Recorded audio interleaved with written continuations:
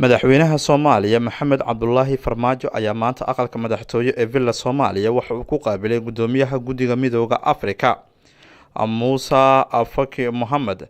kaasi oo booqasho rasmi ah maanta ku yimid magaalada Muqdisho markii uu garoonka aadan cadda uu ka soo degay waxa ku soo dhaweeyay ra'iisul wasaare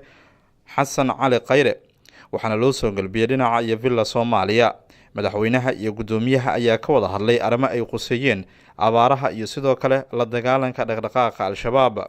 gudoomiyaha guddiga midowga Afrika ayaa u sheegay madaxweyne Farmaajo in midowga Afrika ay garab taagan yihiin shacabka Soomaaliyeed ayna la qaybsanayaan dhibaatada abaaraha ka taagan Soomaaliya qaybo ka mid ah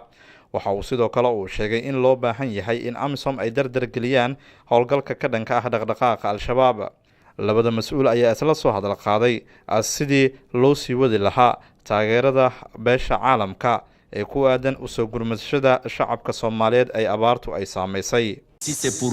un temps très bref pour vous exprimer